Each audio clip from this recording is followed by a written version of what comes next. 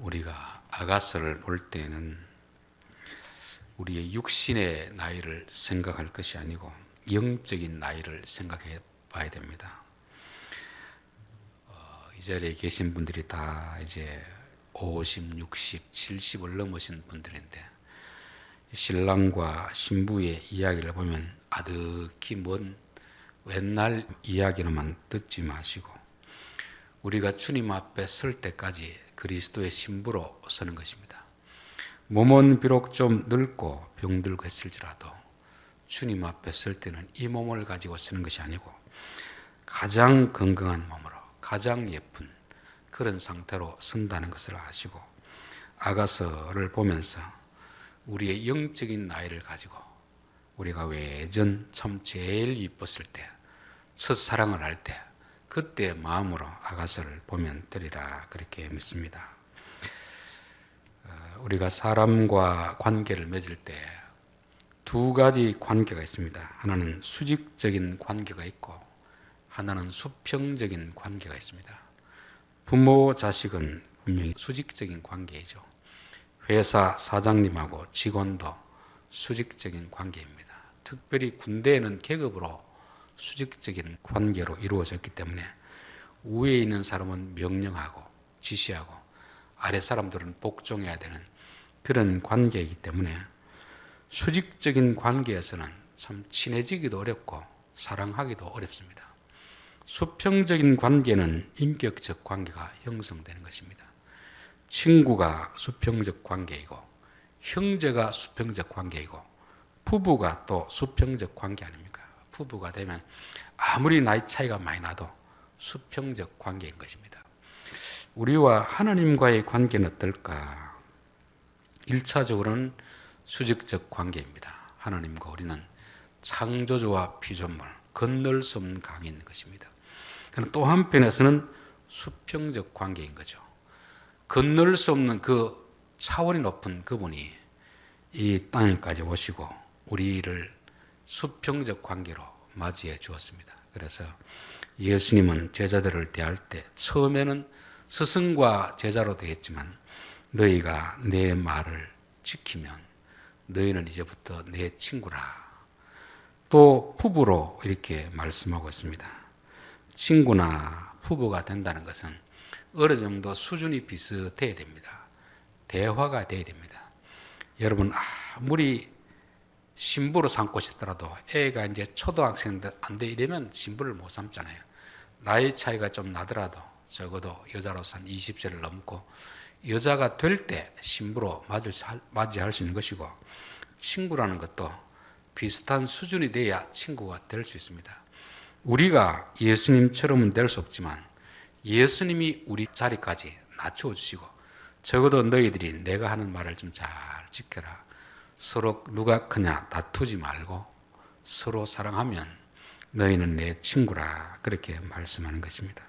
우리가 신앙생활 할 때 처음에는 어린아이로 시작하고 하나님을 볼 때 아버지와 자식의 관계 속에서 주인과 종의 관계 속에서 시작하지만 그러나 이제 어느 정도 세월이 지나면 이제부터는 예수님의 친구가 되는 것이고 신부가 되어야 될 줄 믿습니다. 우리 부모와 자식도 그렇잖아요. 부모가 어릴 때는 어린아이 취급하지만 이제 딸이나 아들이 좀 크면은 그때는 친구처럼 그렇게 이야기 나누고 그렇게 하지 않습니까? 그래서 우리는 하나님이 우리의 아버지가 되신다, 창조주가 되신다. 그 마음 때문에 그분을 경외하는 것입니다. 존중하는 것이죠. 그러나 또 한편에서는 우리와 친구가 되시고 부부가 되기 때문에 친밀한 관계를 이루어 갈 수가 있습니다. 어느 하나에만 빠지면 하나님과 우리가 수직적인 관계로만 설정되면 다 우리는 하나님 눈치만 보고 벌벌 떠는 그런 율법적인 종의 자세로 신앙생활할 수밖에 없는 것입니다. 그러나 또 수평적 관계로만 보면 또 우리가 하나님을 막대할 수 있는 거죠. 하나님은 우리에게 수직적 관계이기도 하지만 수평적 관계인 것입니다. 그래서 우리는 늘 조심하지만 그렇다고 너무 하나님 앞에서 기죽지 않고 우리가 해야 될 말은 좀 하고 또 그분도 그런 쓸데없는 말 하지 마라 우리를 누르는 것이 아니고 우리의 수준에까지 내려와서 다 설득하고 그렇게 이해를 시키는 것입니다. 구약 시편이라든지 하박국서 보면은 이 선지자들이 하나님 앞에 막 대들시 따지잖아요. 이럴 수가 있습니까, 하나님? 어떻게 이렇게 할 수가 있습니까? 그럴 때 수직적인 관계만 본다면 당장 회초를 들어가지고 매를 내리쳐야 됩니다. 그런데도 하나님은 참고 이해가 되도록 다 설득을 시키잖아요. 비록 너가 내 말이 이해 안 되더라도 조금 시간이 지나면 이해하게 될 것이다. 아브라함을 대하는 것도 그렇고 선지자들을 대하는 것도 그렇고 하나님이 하나님이라고 해서 사람을 대할 때 무시하고 강요하고 억지로 그렇게 하진 않습니다. 최소한 인격적으로 대해주려는 그런 모습이 성경에 나오는 하나님의 모습이다는 것을 말씀을 드리겠습니다. 자, 여기서도 이제 2장에 보면 10절에도 그렇고 13절에도 그렇고 내 어여쁜 자야 일어나서 함께 가자.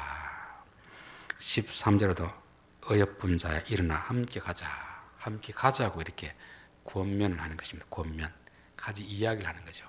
그런데 이 신부는 가지를 않습니다. 나는 여기가 좋사오니 당신만 갔다 오시오. 그렇게 하는 거 아닙니까? 만약에 수직적 관계라면 여자가 이런 말을 할 수 있겠습니까? 그런 말 못합니다. 종이라면 주인이 시킨 대로 해야 되는 것입니다. 그런데 수평적 관계이기 때문에 당신이나 갔다 오시고 나는 여기서 좀 편안하게 쉬고 싶습니다. 이런 말을 할 수 있는 거죠. 우리 보수적인 교회에서 자란 사람들은 성령께서 내게 감동을 주실 때 내가 마치 이걸 안 들으면 금방이라도 저주를 받을 것처럼 느끼고 가다가 사고 날 것처럼 그런 생각이 뭐냐면 하나님을 수직적 관계에서 그렇게 보기 때문에 그런 것입니다. 수평적 관계에서는 상대방 이야기에도 내가 싫으면 싫다고 말할 수 있는 것이고 그렇다고 불이익을 당하고 그렇지는 않습니다. 그래서 하나님을 대할 때도 때로는 좀 두려워도 하지만 때로는 내가 이해되지 않는 부분에 대해서는 저는 이거 못하겠습니다. 과감히 말할 수 있는 또 수평적 관계도 되어야 되는 것입니다. 그랬을 때 이 신랑은 억지로 이 신부될 사람을 데리고 가지 않습니다. 그럼 당신은 여기서 쉬시오. 나만 갔다 오겠습니다. 그런데 가면서 신랑 될 사람 마음은 어떻겠습니까? 기분이 좋겠습니까? 마음에 좀 상처를 받겠습니까? 자신이 그만큼 낮추어서 한 나라의 왕이 한 시골 처녀를 사랑하는데 가자고 하면 얼른 따라 나서야지. 거기도 자존심을 내세우고 안 갈 때 자기 혼자 그 바깥으로 나가지만 마음은 상처를 받는 것입니다. 저는 우리 하나님도 그렇겠다는 생각이 들어요. 너희들 성령을 근심시키지 마라. 성령을. 그분은 우리에게 강요하진 않는데 우리가 그분을 무시하고 그분의 말을 안 들으면 그분도 마음에 상처를 받는 것입니다. 창세기 6장 2절에 보면 하나님의 아들들이 사람의 딸들의 아름다움을 보고 자기들이 좋아하는 모든 여자를 아내로 삼는지라. 여호와께서 이르시되 나의 영이 영원히 사람과 함께하지 아니하리니 이는 그들이 육신이 됨이라. 하나님과 수평적 관계라고 해서 좀 서로 의견을 나누고 그렇게 해야 되는데 수평적 관계이다 보니까 사람들이 하나님을 얕잡아 보는 거죠. 맘먹으려고 하는 거죠. 중요한 결정 사항에 대해서 하나님께 의논하지 않고 자기들끼리 하니까 하나님도 마음이 상해서 나 너희들과 못 살겠다 떠나가는 그것이 바로 인격적 관계입니다. 이건 버리는 것하고는 또 다른 차원이죠. 이렇게 신랑이 떠나고 났을 그 다음이 바로 오늘 3장 1절입니다. 내가 밤에 침상에서 마음으로 사랑하는 자를 찾았노라. 찾아도 찾아내지 못하였노라. 아직까지 유대인의 어떤 결혼 풍습으로서 이들이 결혼 관계이지만 신혼 생활은 하지 않는 그런 상태입니다. 그런데 아무리 기다려도 돌아오질 않습니다. 시간을 보니까 돌아와야 될 시간인데 안 들어오는 것입니다. 여자가 직감적으로 깨달은 거죠. 내가 너무 좀 심했나? 왜 안 돌아올까? 뭐 지금처럼 휴대폰이 있으면 전화라도 해볼 텐데 이 당시는 휴대폰도 없고 이러니까 와야 될 시간에 안 들어오니까 이제 걱정을 하는 거죠. 침상에서 마음으로 사랑하는 자를 찾았노라. 찾아도 찾아내지 못하였노라. 분명히 이 시간이면 돌아와야 될 시간인데 안 돌아오고 있으니까 아무리 방을 다 둘러봐도 돌아오지 않는 것입니다. 하나님은 우리가 하나님의 계명을 어기면 하나님이 침묵하십니다. 그리고 하나님이 우리로부터 부재가 나타나는 부재. 아브라함이 하갈을 취해서 이스마엘을 낳았을 때 13년 동안 하나님과의 관계가 단절되는 것입니다. 아브라함은 아들 보고 거기 취해가지고 하나님 생각하지 않고, 하나님은 마음이 상해가지고 아브라함을 찾지 않는 이런 신앙의 어떤 그런 기간이 있는 거죠. 여기서도 3장의 내용이 그런 것입니다. 남편 될 사람이 가져가면 기꺼이 가야 되는데 나는 여기서 쉬겠습니다. 그러니까 남편 될 사람이 나가긴 나가지만 마음의 상처를 받고 돌아오질 않는 이런 상황. 하나님도 그렇고 예수님도 그렇고 그분은 하나님이고 창조주이지만 우리와 연인 관계가 될 때는 우리의 인격을 존중해 주지만 우리의 인격적으로 무시를 하면 그분도 마음의 상처를 받게 된다는 것을 말씀하는 것입니다. 그래서 성경에는 성령을 근심시키지 마라. 성령을. 왜냐하면 근심시키면 서로 관계가 불편해지지 않습니까? 부부 관계 속에서도 내 고집대로 하고 나면 나는 기분이 좋습니다. 상대방은 어떻겠습니까? 마음이 상하잖아요. 그렇죠? 그래서 웬만하면 내가 하고 싶은 대로 하기보다는 상대방이 원하는 대로 해주는 것이 이게 성숙한 사람이고 믿음의 사람인데 아직까지 이 술람 여인은 그 정도 상태는 되지 않는 것입니다. 여기서 함께 나가자고 하는 것은 이제 일하러 가자는 거거든요. 우리가 지난주에도 말씀드렸다시피 연애와 결혼은 분명히 구분되는 것입니다. 연애 때는 남자가 여자가 해달라는 대로 다 해줍니다. 공주 취급을 합니다. 결혼을 하면 그때부터는 이제 동반자가 되거든요. 동역자가 되는 거거든요. 결혼은 아무것도 안 하고 손톱 까딱 안 하고 그렇게 사는 것이 결혼이 아니잖아요. 하나님이 아담에게 주신 사명을 혼자 감당하는 것이 아니라 아내와 함께 도움을 받아서 둘이서 그 사명을 감당하도록 하나님이 결혼 제도를 주셨는데 이 술람 여인은 아직도 연애 때 생각해요. 연애 때. 그러니까 여전히 공주병에 걸려 있는 거죠. 솔로몬이 어린아이 같으면 충분히 이해되는데 여러분 신부는 어린아이가 아니잖아요. 신부는 적어도 신랑과 지위는 다를지라도 인격적으로는 대등한 관계에 있게 되는 것입니다.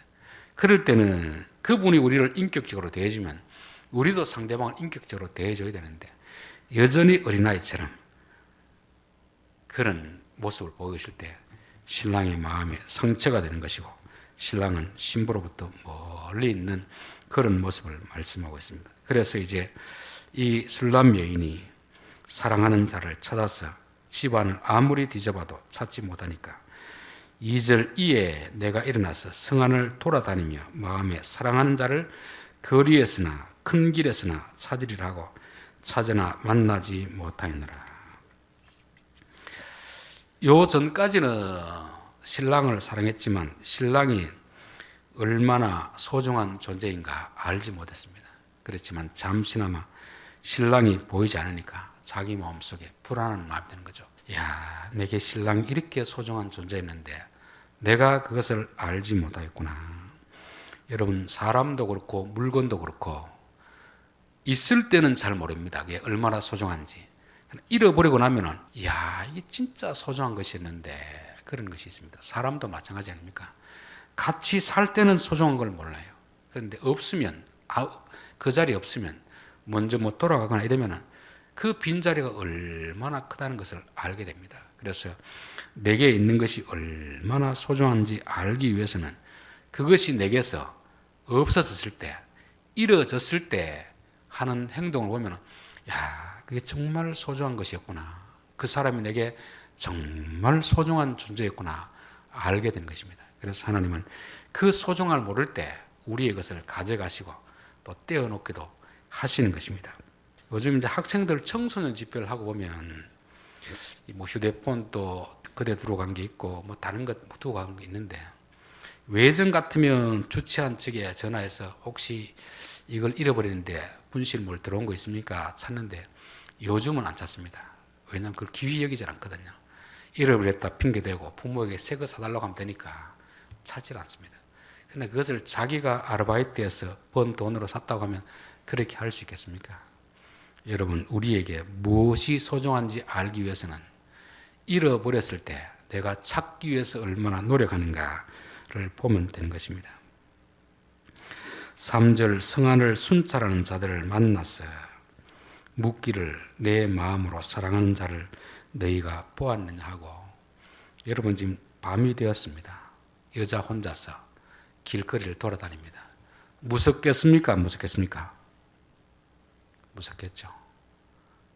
또 여자가 밤에 나와서 남자를 찾는다고 돌아다니면 그 순찰자, 우리로 말하면 경찰이라 이렇게 되겠죠. 물어볼 때 부끄러운 생각도 있고, 두 사람이 다 큰 사람이 신랑을 어디다 버려두고 밤에 길거리에 찾는가, 그렇게 부끄러움이 들 수도 있습니다. 그런데 이 여자는 전혀 부끄러움이고 뭐가 없습니다. 왜냐하면 신랑을 찾아야 되기 때문에 그렇죠.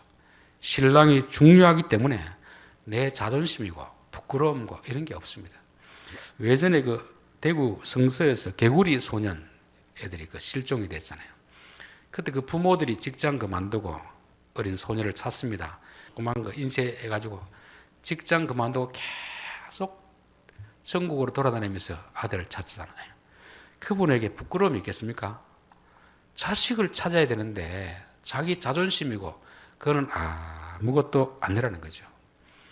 내게 가장 소중한 존재를 잃어버리는데 내가 이 존재를 찾기 위해서 내가 하는 수고가 힘들지 않고 남들이 나를 어떻게 볼까, 그거 그렇게 신경 쓰지 않습니다. 왜냐하면 그것이 내게 가장 소중하기 때문에 그런 것이죠. 저는 우리가 예수님을 잃어버렸을 때 얼마나 노력할까. 교회 와서 신앙생활해도 은혜가 되지 않고 말씀이 들리지 않을 때 그분이 지금 우리에게서 피해 있거든요. 그럴 때 그분을 다시 찾으려는 노력, 몸부림을 얼마나 하고 있는가. 아마 이 여자가 솔로몬을 사랑하지 않고 솔로몬이 준 어떤 선물, 그것만 좋아했다고 하면 신랑이 가면 또 다른 남자 만나면 되겠지 찾지 않았을 것입니다. 그러나 신랑 될 솔로몬이 떠나고 나니까 내게 있는 그 모든 것들이 아무런 가치가 없어지는 것입니다. 저는 우리들의 신앙생활에도 예수님이 주시는 어떤 선물, 그것도 중요하지만 더 중요한 것은 예수님과의 관계가 어떤가, 이게 더 중요한 것입니다. 출애굽기 32장에 보면 이스라엘 백성들이 우상을 섬겼습니다. 금송아지를 만들어 놓고 절을 했습니다. 이 금송아지가 애굽에서 우리를 건져낸 여호와이니라, 그렇게 말할 때 하나님이 엄청 화가 났습니다. 그래서 내가 이 백성 다 멸해버리겠다 할 때 모세가 하나님 앞에 간절히 기도했습니다. 하나님, 성질 좀 죽이십시오. 여기서 죽이면 이방 사람들이 뭐라고 하겠습니까? 애굽에서 건져내놓고 백성들 다 죽였다고 하면 하나님 입장이 어떻게 되겠습니까? 좀 화가 나더라도 이들을 가나안까지 보내주십시오. 그럴 때 하나님이, 그래, 내가 약속은 했으니까 보내는 주는데 나는 안 가겠다. 너가 데려가라. 그럴 때 모세가 하는 말이 참 의미가 있습니다. 하나님이 안 가면 가나안 땅이 뭐가 의미가 있겠습니까? 하나님이 같이 가야 가나안이 의미가 있는 것이지, 하나님이 안 가는데 가나안에 무슨 의미가 있겠습니까? 여러분, 우리가 신앙생활하는 것은 하나님이 가장 소중해야 하나님이 주시는 선물이 의미가 있습니다. 하나님이 우리와 같이 안 가는데 천국에 간들 무슨 의미가 있겠습니까? 하나님이 우리와 함께 하지 않는데 하나님 주신 내게 선물, 그게 무슨 의미가 있겠습니까? 적어도 이 술람 여자는 이것을 절실하게 느꼈던 것입니다. 내게 신랑이 없는 이 모든 집과 이런 것들은 내게 의미가 없다. 그래서 찾아다니는 것입니다. 하나님이, 우리가 하나님 말씀을 순종하지 않을 때 하나님은 마음에 상처를 받는 것이고 우리로부터 피해 숨는다는 것을 성경은 말씀하고 있습니다. 예전에 저희 막내가 한 2살 정도 될 때 문경세제를 갔습니다. 처음에 갈 때는 제 손을 잡고 오더니 어느 정도 하다가 그때부터 손을 팽개치고 잡으려고 해도 안 잡고 지 혼자 삘삘 돌아다니는 것입니다. 그래서 안 되겠다 싶어가지고 가도록 놔놓고 안 따라가고 뒤에 딱 숨어 있습니다. 한참을 가다 보니까 부모가 안 따라오거든요. 그러니까 뒤를 돌아보고 몇 분을 찾다가 없으니까 그때부터 울면서 막 찾길래 다른 사람 보기도 좀 민망해서 제가 나타나가지고 아빠 여기 있다 그렇게 한 적이 있습니다. 저는 그것이 하나님이 우리에게 하는 행동이 아닌가. 우리가 하나님보다 다른 것을 더 좋아해서 막 그쪽으로 가면 하나님이 숨어버리는 거죠. 여기 마치 솔로몬이 숨어버린 것처럼. 그래서 밤거리 나와서 그렇게 막 찾으면서 혹시 이런 사람 못 봤습니까? 이런 사람 못 봤습니까? 밤에 다니면서 두려운 생각 겁도 없습니다. 부끄러움도 없습니다. 오로지 솔로몬을 찾겠다는 일념하에서 그렇게 간절히 찾으니까 4절 그들을 지나치자마자 마음에 사랑하는 자를 만나서 그를 붙잡고 내 어미 집으로 나를 잉태한 이의 방으로 가기까지 놓지 아니하였느라. 아무리 찾아도 없었는데 어느 순간 짠 하고 나타나는 것입니다. 이 신랑이 숨어 있었던 거죠. 신랑이 없는 이 상태를 이 신부가 어떻게 헤쳐나가는지 어떻게 하는지 보고 있었던 것입니다. 그때 신랑이 나타나니까 이 여자가 하는 말이 뭡니까? 그를 붙잡고 나를 잉태한 이의 방으로 가기까지 놓지 아니하였는지라. 그전에는 뭐 같이 가더라도 손잡고 갈 수도 있고 먼저 갈 수도 있었는데 놓치고 이 기간이 얼마인지는 모르지만 신랑이 없는 그 시간을 보내고 나니까 이야, 이 신랑이 내게 이렇게 소중하구나 이런 것을 깨닫고 이제는 찾았으니까 어떻게 합니까? 손을 꼭 잡고 놓치지 않겠다. 그런 결심을 한 것입니다. 한두 번은 실수로 잃어버릴 수가 있습니다. 그러나 그걸 절실하게 느꼈으면 이제는 놓치지 않겠다 생각하고 꼭 붙들어 가는 거죠. 저는 우리의 신앙생활이 이러해야 되겠다 그런 생각이 듭니다. 다윗이 밧세바를 범하고 나서 마음에 기쁨이 없었습니다. 그렇게 1년을 지내고 나단 선지자를 통해서 회개했을 때 하나님 내게 구원의 기쁨을 회복시켜 주십시오. 구원의 기쁨. 그전에는 기도하면 하나님이 기쁨을 주시고 응답도 주시고 말씀도 주셨는데 그 범죄한 이후부터는 하나님이 침묵하셨습니다. 기도해도 기쁨도 없고 응답도 없고 마치 허공에 부르짖는 소리로 들려서 그래서 이것을 어떻게 해결할까 고민하다가 나단 선지자가 잘못을 지적했을 때 곧바로 회개하는 것입니다. 그러면서 주여 내게 구원의 기쁨을 회복시켜 주십시오. 우리 예수 믿는 사람들은 이 기쁨이 있어야 됩니다. 이 기쁨이 없으면 사실 신앙생활은 낙이 없지 않습니까? 그래서 다음부터는 이 기쁨을 놓치지 않으려고 꼭 붙들고 갑니다. 꼭 붙들고. 저는 이 목사가 되어서 날마다 설교를 준비할 때 하나님이 깨닫게 해주시지 않으면 너무 힘들다는 걸 알게 됩니다. 아무리 주석을 보고 뭐 준비를 해도 내가 은혜가 안 되는데 어떻게 교인들에게 설교를 하겠습니까? 내가 은혜가 될 때까지 계속 주 예수를 붙들고 가는 것입니다.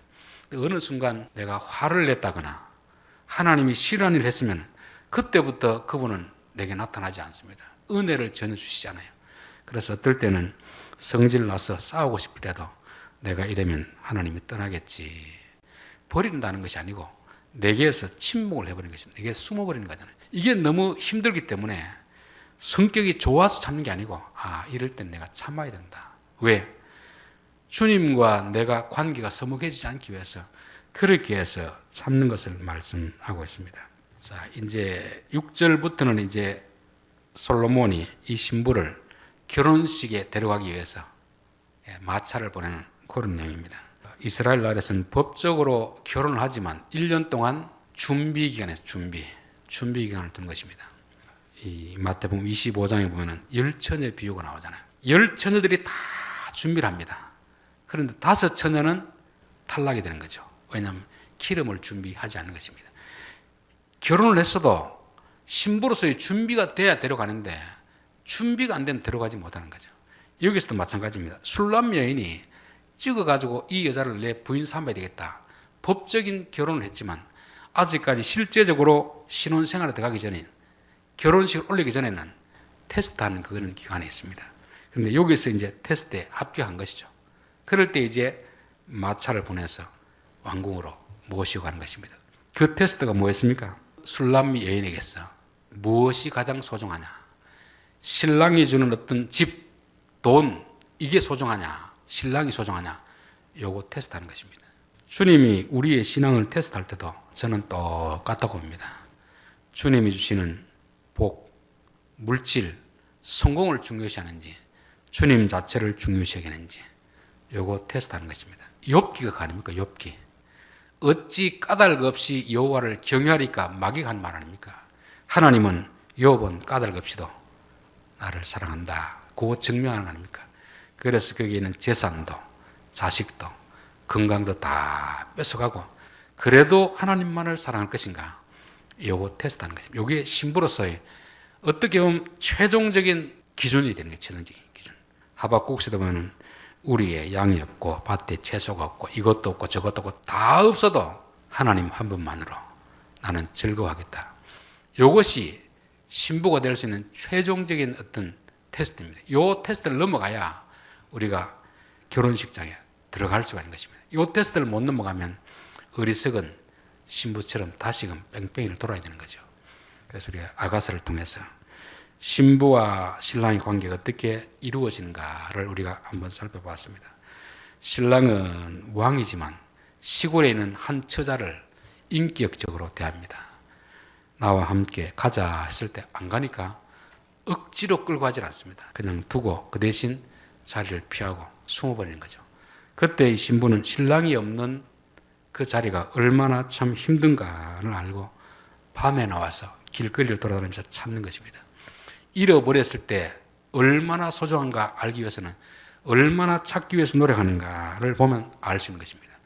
우리가 신앙생활하면서 마음에 기쁨이 없을 때 이 기쁨을 회복하기 위해서 우리는 얼마나 노력하고 있는지, 말씀이 깨달아지지 않을 때, 말씀이 들리지 않을 때 그거 회복하기 위해서 얼마나 몸부림치고 있는지 그걸 보면 우리의 신앙이 진짜 주님만을 사랑하고 있는지 아니면 다른 선물을 사랑하고 있는지 한번 좀 점검하게 되는 것입니다. 신랑 대신 주님께서 우리를 최종적인 자리에 부르기 위해서는 마지막 남은 어쩌면 가장 중요한 테스트, 너에게 무엇이 중요하냐? 예수님이 중요하냐? 돈이 중요하냐? 성공이 중요하냐? 이거를 테스트하는 것입니다. 그래서 우리는 반드시 이 테스트에 통과해야 됩니다. 우리의 양이 없고 밭에 채소가 없더라도 내게 아무것도 없어도 주님이 가장 소중합니다. 주님만 있으면 됩니다. 이 고백을 받아내시고 천상의 혼인잔치에 우리를 초대하시리라 그렇게 믿습니다. 기도하겠습니다.